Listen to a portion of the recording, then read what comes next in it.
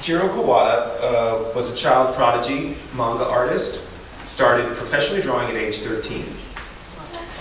Yes, this is true. And his biggest hit was Eighth Man, and so here's some manga pages from Eighth Man. Now, of course, we're going right to left, but we are also going top to bottom. So he had this sort of, quote, cinematic sense, and he was very, very good. And of course, the speed lines that characterize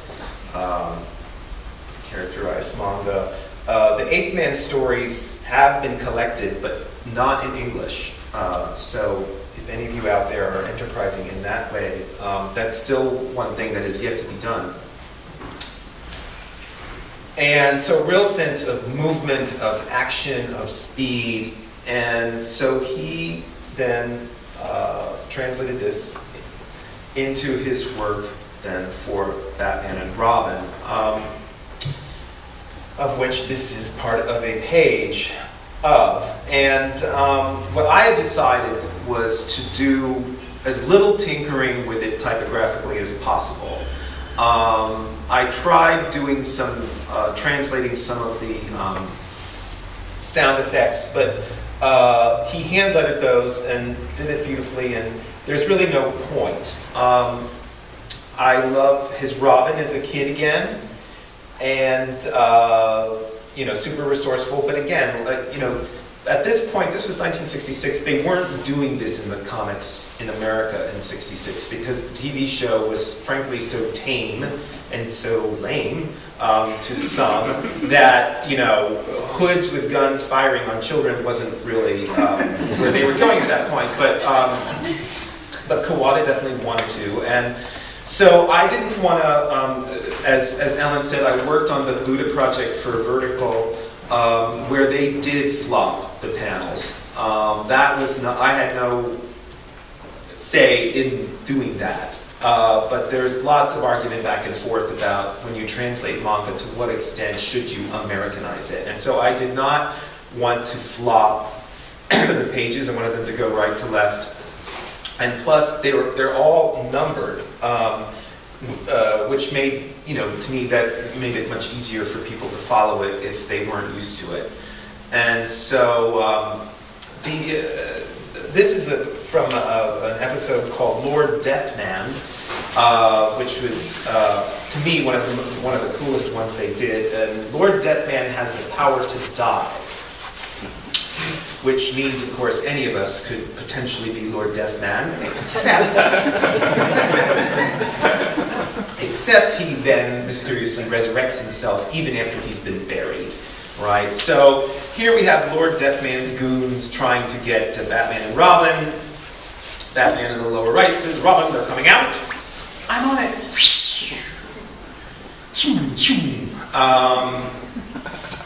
And so he's taking out their guns and running after them.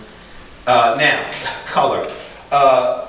This is exactly the way the color transition was. This was the previous set of panels, and then the next panels are here. Why exactly they did this? Obviously, it was some kind of budgetary constraint, but it's very sort of jolting. You will go in some stories from full color to 2-color, just to 1 color by the end of it. And this isn't just for the Batman stuff. They did that for everything. And anyway, so there's Lord Deathman, and Robin's saying, "Lord Deathman's getting away, leave his goons to me." Upon which he is attacked with a knife, and but thwarts the guy. Boom, boom. Again, there's no point in translating these sound effects. You know exactly what's going on. Lord Deathman shooting at Batman over his shoulder. With the batarang and the rope, and what? And now he has him around the leg and throws it up over a flagpole, and now we have color again, back in the budget, and he pulls, and he's caught. And Lord Deathman just laughs anyway. "Okay, Lord Deathman, you're immobilized, you can't run." And so the next day in court, they bring Lord Deathman before the judge, and he says, "I sentence you to death," upon which the Lord Deathman collapses and dies. And then they bury him, and soon enough he is out creating more havoc. So we are going to see Lord Deathman again, but not in the way that you're going to be expecting. Now, at this time, they also took American Batman comics and translated them, and they did, I think, 8 issues of this. This is an ad for one of them. Again, you know, the typography looks so interesting because it's so foreign and we can't read it, and we just process it in our heads as shapes. But it's advertising this.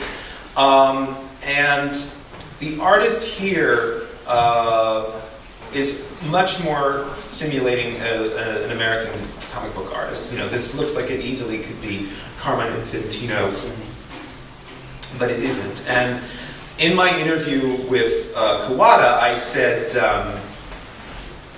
you know, how did this come about? And he said, well, you know, it had to happen very, very quickly. And they just gave me a stack of American Batman comics, and they said, here's your reference. Do whatever you want. You write your stories, but this is the way the characters look. And he said that his one regret was that he didn't learn to draw like an American.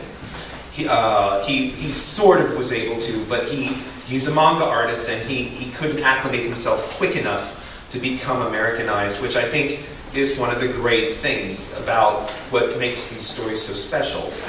Is that wonderful amalgam of this American icon rendered in this very Japanese manner. This is another cover of one of these things. And then this was